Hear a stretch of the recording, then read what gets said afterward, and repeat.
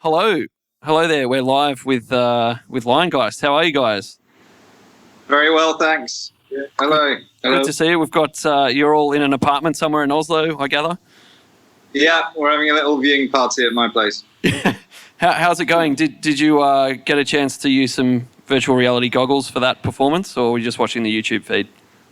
We got a YouTube feed on the television, a laptop, phone, and an iPad, but no VR goggles, unfortunately. Yeah. Okay. Well, how was that? It sounds overwhelming. So many screens. It's just so we could all sort of look around, but the TV was sort of doing the audio stuff. Yeah. Okay. Did it? Or maybe I shouldn't ask you. Did it sound good? You can be humble about that. We're very pleased with the job that Rob Hamilton from Eureka Soundworks did for us. We recorded the set at Blitz in Oslo. I got really good help from Björn Larsen there as well. And a guy called Christopher, I can't remember his last name, helped with the mastering as well, but they did a stellar job. Yeah. I was going to ask about the venue. Was that a conscious choice by you, or just something that was actually available in Oslo? Both. It was well, it's sort of a place we grew up with, all being from Oslo. So it's sort of a place that we've gravitated around in our youth, and it was also really cheap and big. And the guys there are amazing, so it was sort of a win-win for everyone. Yeah. Well, it certainly looked like a good venue to splash the visuals up. And speaking of the visuals, did you have much interaction with the visual artists? Did you give them any inspiration or tell them to include anything in particular? Most of it is pretty heavily based on our live show. So I sent over a video with our live show stuff, and they've integrated that in the visuals there. So it was very familiar to us anyway. Yeah, and so did you create the visual? Sorry, did you provide source material, or was that all done by the visual artist? Yeah. And are you planning to play live soon? Anytime soon? I know it is sort of a possibility in Oslo, but it's a bit hit and miss. We've not set anything up just yet. Yeah. So, but we can. Yeah, we would like to. Yeah, I guess. Or did you manage to get any sort of friends and family in to watch the recording, or was it just you and the sound crew? It was us and the sound crew, and the people in the cafe being bothered by sound checks and stuff. So. Yeah. How did you go about selecting the songs for the set? Is that would you have played those songs if you played here, or was there anything sort of special into the song selection for the set? It's pretty much the set we would have played, I think. None of those songs are out yet, unfortunately, so people can't really look them up online. So people should start tweeting about it, I guess, so we can get it. Okay. When do you think, when can we expect to maybe hear some of that recorded and available? I don't want to put pressure on, obviously, but are you in the process?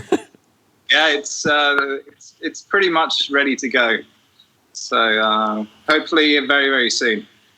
Yeah, and obviously everyone's been affected by the current situation, but are you holding on to a release of the music based on the situation, or release it when it's ready? It's kind of a logistics thing. Like due to the situation, it's sort of hard to get a label on board to like do a new investment and get a new band on board. So yeah, but everything's still recorded and mastered. Yeah. Yeah, and I don't know. I think some or one of you was interacting with people on YouTube during the video stream. So there seemed to be a lot of, it was Will. Yeah, a lot of positive vibes going on there, and some support from some of the other bands playing on the lineup there. So have you played with any of those bands before? We were going to do a sort of small UK tour with 100-Year-Old Man that popped up in chat. That got cancelled due to COVID. We're also big fans of Merle, for example. And I saw Holger and Kim were in the chat again, so it's great to see them. And like the bands so far have been pretty amazing. So we're sort of like, fuck, our set is going to be shit compared to these guys. Like it's So I think I can safely say that the set was not shit. It was very well appreciated here. Yeah. The people here enjoyed it, that's for sure. Yeah, and we're really hoping, obviously as one of the local Norwegian bands, that you can hopefully join for the next physical edition of Vivid if that happens in 2021, but we really don't know what will happen. I guess, is there anything that you'd do differently if you were performing a live set? Would you have a different sort of setup, staging, or is that how you normally perform, sort of spaced out like that? I would for one be standing and not sitting, because I've just broken my foot before the recording. I didn't want to ask. I think that's a bit of a post-rock pose, right? To have the seated member. Yeah. We were discussing whether or not to have the crutches in the video. Just like, oh, this guy's sitting down because he's injured. But we opted for the more aesthetic crutchless version. Would you normally face the crowd as well? Maybe if you hadn't broken something, or Yeah. You never know. So there's some interesting. I've seen plenty of people sitting down for post rock. But yeah, thank you so much for joining in for a chat and staying up late. We hope that you get to stay and watch the rest of the feed. I assume you're familiar with the other bands, hopefully on the lineup. Yep. Yeah, and we're going to cross over to a chat with the visual artist here physically in the venue. But thanks so much for your time, and good luck with what comes next. Who knows what happens, but hopefully we can see some live shows in Oslo soon. And thanks again for joining us. Thank you. Cheers. Thank you. Bye-bye.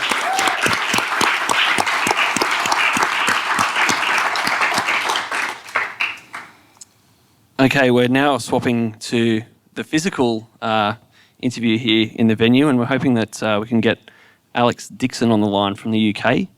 But we'll see how that goes. But I guess we'll just start talking without Alex for the time being. Hello, Ingrid and Nisa. Thank you for coming in. Yeah. I guess whilst we wait for Alex to come on the line, perhaps you can tell us a little bit about your involvement to date with Vivid. I know that you've both been involved previously, so I'll throw over to you. Yeah, this is, I think, my 5th year on Vivid, making visuals, and then this year something. This will probably be possibly Alex. Yeah. Should I answer this? It's a surprise. Sorry. Yeah. No, it's... Hello, Alex. Can you hear me? Excellent. Great. Are you coming through the speakers? Not yet. Anyway, we'll wait till we can get you through the speakers. We'll keep talking and hopefully we hear you at some point soon. But sorry to cut you off. No problem. I was going to say it's such a special festival. I always thought that mixing this kind of intimate cinema stage with this large cinema screen, and then this year doing something completely different, but still having that like intimate feeling of maybe seeing it from your kitchen or your bedroom, and then still it can seem like a large space. Hello, Alex. Can you hear us now? Hello. I can hear you. Excellent. I was just in the middle of asking a question here to Ingrid and Nisa, but I'll come to you shortly. But thanks for joining us. Oh, lovely. It's good to be here. And Nisa, can you tell us a little bit about your involvement today? I know that you were here last year with a very interesting sort of concept where we had a physical art Yes. for each artist. Yeah. Have you been involved previously, before last year as well? No, we was speaking some years since the festival was running that we was interested in to participate in. And the last year we had a lot that we managed to conquer. And then we have a kind of a different way to involve visual artists with music. And then we hosted, we invited some artists to generate some interpretation with the group of music that was presented in Vivid Festival. And then we have a concert there and the presentation of the piece. The first was presented here, and then we moved the exhibition physically more isolated with the image and the relation with the music and some concert there. Yeah, and how much lead-up time did those artists get to sort of collaborate with the artists? Because obviously creating a physical piece of art can be it was quite time-consuming. It was a very different, because normally you don't request something like so specific to a visual artist, and it was a kind of a big challenge to request an artist that had a technique to generate something that's specific for their music, but they had the freedom to decide which music group they could decide. That they had the time to decide which one they would like it to, and which song, and then it was a free, absolutely, they can present it whatever they wanted. Yeah. And we'll now say hello to Alex. I've just turned on the camera, so hopefully you can see my bald head. Hi, Alex. Perhaps you can tell us a little bit about your involvement to date with Vivid. I know that you're also a bit of a veteran, but how many years have you been working with the festival now? Oh, well, I've been here since year one, actually. Been doing visuals with different bands over a couple of years. Timo was generous enough to invite me to do the graphic design as well last year, so that was really lovely. So, a few more roles.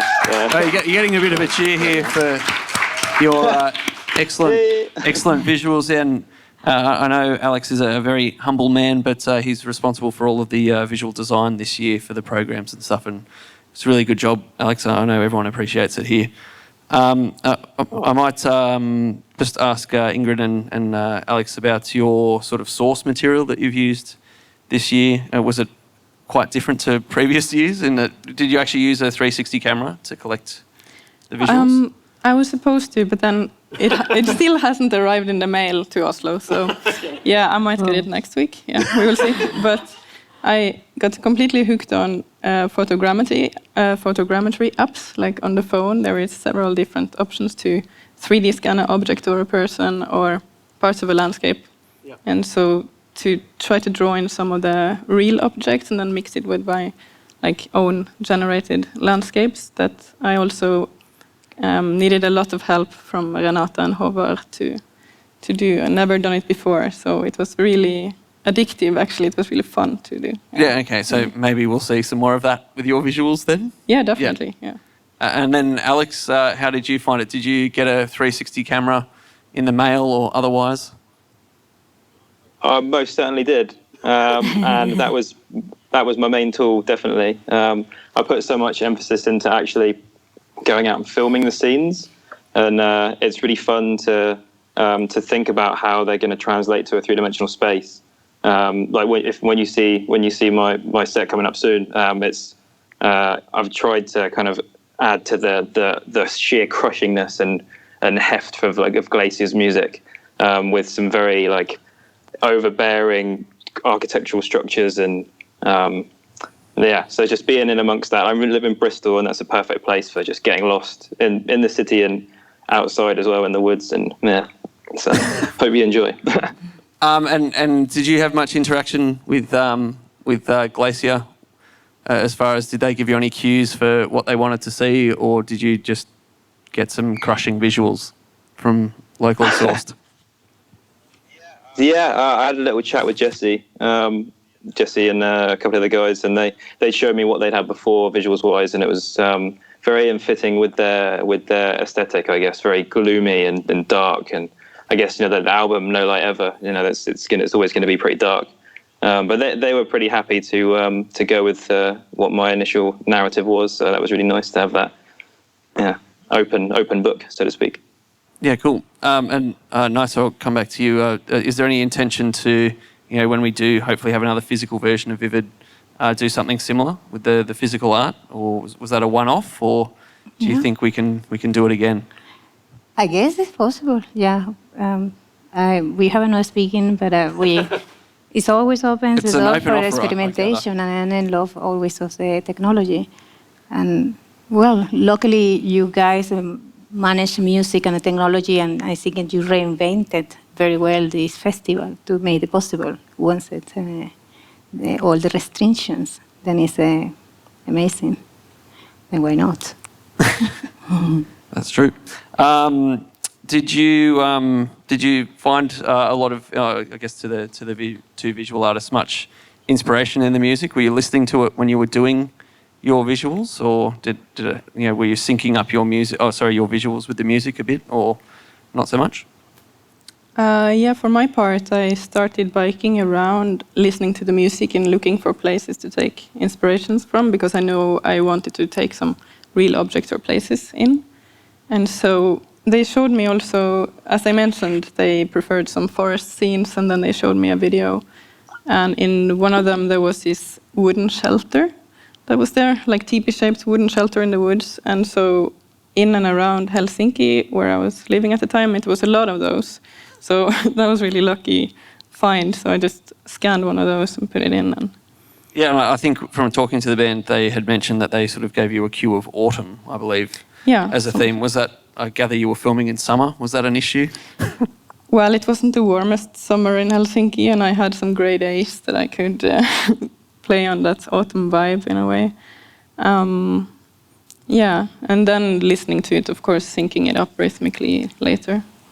And how about you, Alex? Obviously, we haven't actually seen your visuals linked up with Glacier's performance yet, but did you take some strong inspiration from that? I think you mentioned some pretty crushing riffs, etc.